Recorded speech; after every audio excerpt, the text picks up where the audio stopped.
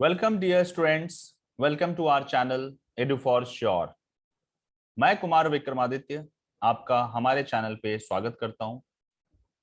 आज के इस वीडियो में हम डिस्कस करेंगे chemical reactions and equation lecture 4 class 10th chemistry. ये इस चैप्टर का लास्ट लेक्चर है।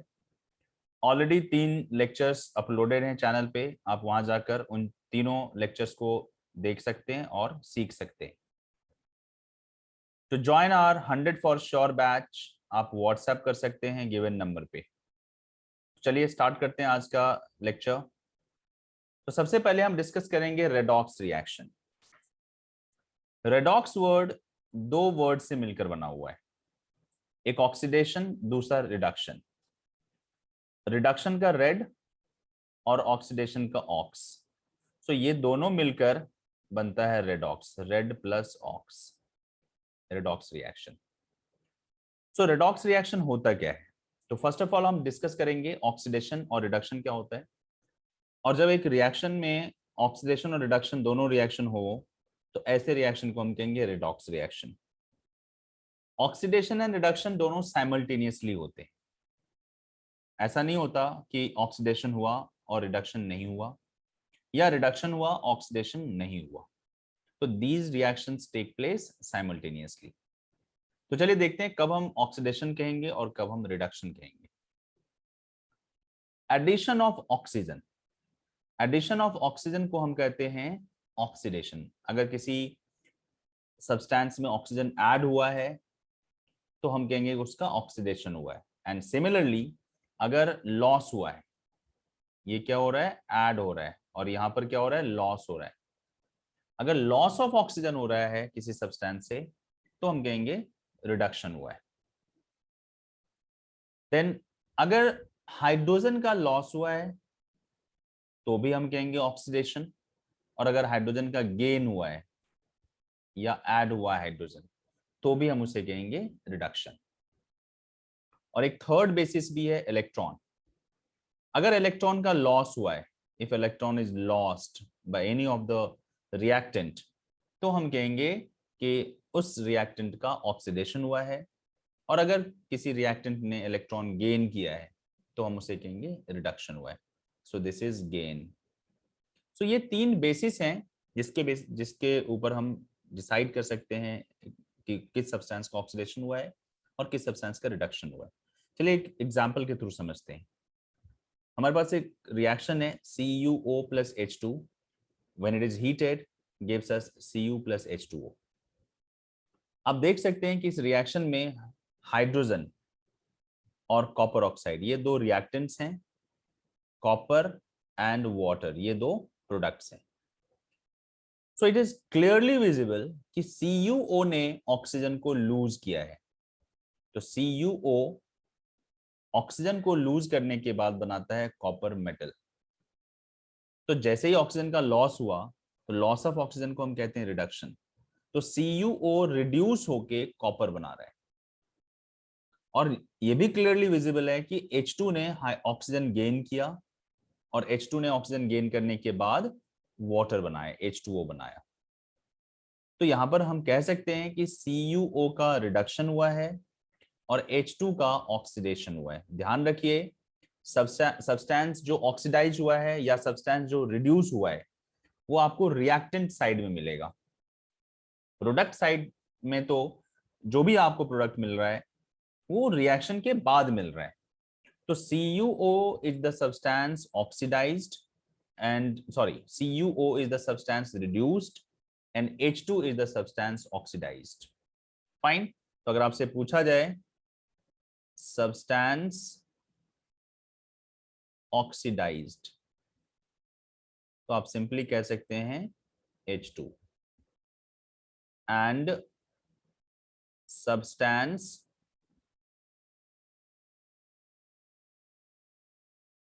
रिड्यूस्ड तो रिडक्शन हुआ है CuO का। फाइन। अब जिस सब्सटेंस का ऑक्सीडेशन होता है, जैसे यहां पर H2 का ऑक्सीडेशन हुआ है, तो इस सब्सटेंस को हम कहते हैं रिड्यूसिंग एजेंट। रिड्यूसिंग एजेंट, क्योंकि H2 के प्रेजेंस के कारण ही H2 के प्रेजेंस के कारण ही कॉपर ऑक्साइड का रिडक्शन हुआ है, और जिस सब्सटेंस का रिडक्शन होता है उसे हम कहते हैं oxidising agent. So this is oxidizing agent.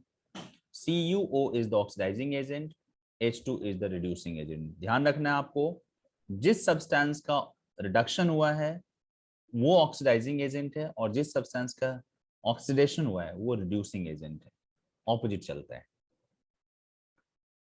Fine. तो चलिए एक और एग्जांपल लेते हैं. ZnO plus C gives us Zn plus CO. इस रिएक्शन में भी बहुत ही क्लियरली विजिबल है कि ZnO ने ऑक्सीजन को लूज किया है और कार्बन ने ऑक्सीजन को गेन किया है. तो कार्बन का ऑक्सीडेशन हो रहा है कार्बन मोनोऑक्साइड में, और ZnO का रिडक्शन हो रहा है Zn में. So ZnO is the substance reduced and carbon is the substance oxidised. तो ये आपका ऑक्सीडाइजिंग एजेंट है, ऑक्सीडाइजिंग एजेंट, और ये जो है ये है आपका reducing agent. And substance oxidises ZnO. Substance oxidized, it is carbon, and substance reduced is ZnO. Fine. Taking one more example, MnO2 plus 4HCl gives us MnCl2 plus 2H2O plus Cl2. यहाँ पर भी clearly visible है कि MnO2 ने oxygen को loose किया और बनाया MnCl2, तो ये रिडक्शन हुआ है MnO2 का. एंड HCl ने हाइड्रोजन को लूज किया और क्लोरीन बनाया, तो यहाँ पर HCl का ऑक्सीडेशन हुआ. सो MnO2 is the substance reduced and HCl is the substance oxidized. So this is oxidizing agent. Short में हम लिख सकते हैं OA, और ये है आपका रिड्यूसिंग एजेंट RA. सो बहुत ही क्लियर है, बहुत ही सिंपल है. फाइन. सो आई होप आप लोगों को समझ में आ गया होगा कि ऑक्सीडेशन और रिडक्शन होता क्या है, सब्सटेंस ऑक्सीडाइज कैसे हम आइडेंटिफाई करेंगे, सब्सटेंस रिड्यूस्ड कैसे आइडेंटिफाई करेंगे, ऑक्सीडाइजिंग एजेंट को कैसे आइडेंटिफाई करेंगे, और रिड्यूसिंग एजेंट को कैसे आइडेंटिफाई करेंगे. ये तो हमने ऑक्सीजन और हाइड्रोजन के बेसिस पर देखा. अब हम गेन और लॉस ऑफ इलेक्ट्रॉन के बेसिस पर देखते हैं. Oxidation reduction in terms of gain और लॉस ऑफ इलेक्ट्रॉन.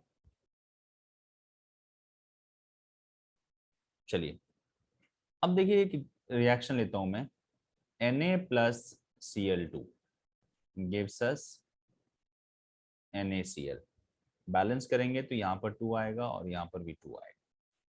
अब इस रिएक्शन में ना तो ऑक्सीजन है ना ही हाइड्रोजन है, तो फिर हम कैसे पता लगा सकते हैं कि किस सब्सटेंस का ऑक्सीडेशन हुआ है और किसका रिडक्शन हुआ है. तो अब हम यूज करेंगे लॉस या गेन ऑफ इलेक्ट्रॉन को. जैसे यहाँ पर देखिए, सोडियम ने ना तो इलेक्ट्रॉन लूज किया है और ना ही गेन किया है रिएक्शन से पहले, तो यहाँ पर जो है इलेक्ट्रॉन और प्रोटॉन बराबर है. मतलब इसके ऊपर जो अगर हम चार्ज की बात करें तो सोडियम के ऊपर अभी 0 चार्ज. सिमिलरली क्लोरीन के ऊपर भी अभी 0 चार्ज है. एटॉमिक या मॉलिक्यूलर लेवल पे टोटल चार्ज 0 होता है. लेकिन जब हम NaCl को देखें तो NaCl में 2 आयन्स हैं. एक है आपका Na प्लस आयन और दूसरा है Cl माइनस आयन. तो पहले Na जो था उसके ऊपर चार्ज 0 था. अब रिएक्शन के बाद Na के ऊपर 1 यूनिट पॉजिटिव चार्ज आ गया. तो इसका मतलब है सोडियम ने इलेक्ट्रॉन लूज किया. लॉस ऑफ इलेक्ट्रॉन से ही पॉजिटिव चार्ज डेवलप होता है. तो इसका मतलब है ये लॉस ऑफ इलेक्ट्रॉन है। जब भी इलेक्ट्रॉन का लॉस होता है तो हम कहते हैं ऑक्सीडेशन हुआ। सो सोडियम का यहां पर ऑक्सीडेशन हुआ है, सोडियम ऑक्सीडाइज होके NaCl बना रहा है। सिमिलरली क्लोरीन, क्लोरीन जिसके पास पहले 0 चार्ज था, अब इसके पास 1 यूनिट नेगेटिव चार्ज है। तो इसका मतलब है क्लोरीन ने इलेक्ट्रॉन गेन किया, जो इलेक्ट्रॉन सोडियम ने लूज किया था उसको क्लोरीन ने गेन किया, and gain of electron is called reduction. So on the basis of loss और गेन ऑफ इलेक्ट्रॉन हम इस तरह से एक्सप्लेन कर सकते हैं कि किस सब्सटेंस का ऑक्सीडेशन हुआ है और किस सब्सटेंस का रिडक्शन हुआ है। अगेन एज वी नो, जिस सब्सटेंस का ऑक्सीडेशन होता है वो रिड्यूसिंग एजेंट होता है, तो यहाँ पर सोडियम जो है वो आपका रिड्यूसिंग एजेंट है, रिड्यूसिंग एजेंट, और क्लोरीन जो है यहाँ पर वो आपका ऑक्सीडाइजिंग एजेंट है, ऑक्सीडाइजिंग एजेंट। चलिए और एग्जांपल लेते हैं। Mg plus Cl2 gives us MgCl2। Again आप देख सकते हैं यहां पर चार्ज 0, यहां पर भी 0, लेकिन जब हम इस कंपाउंड की बात करें तो इसमें 2 आयंस हैं, एक है Mg2+ और दूसरा है 2Cl-। सो ऑब्वियसली मैग्नीशियम ने इलेक्ट्रॉन लूज किया होगा, तभी इसके ऊपर पॉजिटिव चार्ज डेवलप हुआ, तो लॉस ऑफ इलेक्ट्रॉन, और ये हो गया आपका ऑक्सीडेशन। जब भी लॉस ऑफ इलेक्ट्रॉन होता है तो ऑक्सीडेशन कहते हैं। और क्लोरीन का हुआ है यहाँ पर रिडक्शन, क्यों? क्योंकि क्लोरीन ने इलेक्ट्रॉन गेन किया, gain of electron, so reduction. तो मैग्नीशियम को हम कह सकते हैं रिड्यूसिंग एजेंट Ra, और क्लोरीन को हम कह सकते हैं ऑक्सीडाइजिंग एजेंट OA। तो आई होप आपको समझ में आया कि रिडॉक्स रिएक्शन क्या होता है, और तीनों बेसिस पर हमने डिस्कस किया, ऑन द लॉस और गेन ऑफ ऑक्सीजन, लॉस और gain of hydrogen, and loss और गेन ऑफ इलेक्ट्रॉन। चलिए अब हम आगे बढ़ते हैं। Next concept we have is corrosion. The destruction of metal layer by layer by the action of air and water is called corrosion. देखो जब भी आप मेटल को एक्सपोज करेंगे एटमॉस्फेयर में, अपने सराउंडिंग में, तो उस मेटल के ऊपर एयर और वाटर दोनों क्या करेंगे? एक्ट करेंगे और उस मेटल को खराब करेंगे, मेटल को लेयर बाय लेयर डिस्ट्रॉय करेंगे। That process is called corrosion. उसी प्रोसेस को हम कहेंगे corrosion. Corrosion is a natural process which converts a refined metal to a more stable form, such as oxide, hydroxide और sulphide. तो एक refined metal जब water से या ऑक्सीजन से रिएक्ट करता है तो कंपाउंड फॉर्म करता है, and compound is always a stable form than its metallic form. So metallic form से स्टेबल फॉर्म होता है एक compound. So corrosion of iron को अगर हम देखें तो रिएक्शन है 4Fe + 3O2, और ये ऑक्सीजन आता है एयर से, प्लस XH2O, और ये मॉइस्चर से आता है। X इसलिए लिखा गया है नंबर ऑफ मॉलिक्यूल वाटर का, कि ये कम या ज्यादा हो सकता है depending upon the quantity of moisture in the atmosphere, तो ये वैरी करता है। सो रस्ट आपको मिलता है 2Fe2O3.XH2O। Corrosion of copper, Cu + H2O + carbon dioxide CO2, मतलब कॉपर वाटर और कार्बन डाइऑक्साइड दोनों के साथ रिएक्ट करके बनाता है CuCO3.CuOH2। इसे हम बेसिक कॉपर कार्बोनेट भी कहते हैं, बेसिक कॉपर कार्बोनेट। आप कॉपर के यूटेंसिल्स के ऊपर देख सकते हैं कि ग्रीन कलर का लेयर होता है, इट्स कलर इज ग्रीन, हम देख सकते हैं यहाँ लिखा हुआ है ग्रीन। तो ग्रीन कलर का एक लेयर डिपॉजिट हो जाता है और हमें time to time mild acid से वीक एसिड से इसे क्लीन करना पड़ता है। Since it is basic in nature, तो एसिड इसको इसके साथ न्यूट्रलाइजेशन रिएक्शन करेगा और इसके लेयर को हटा देगा, और जो कॉपर का जो सरफेस है वो वापस शाइन करना शुरू कर देता है। Then we have corrosion of silver.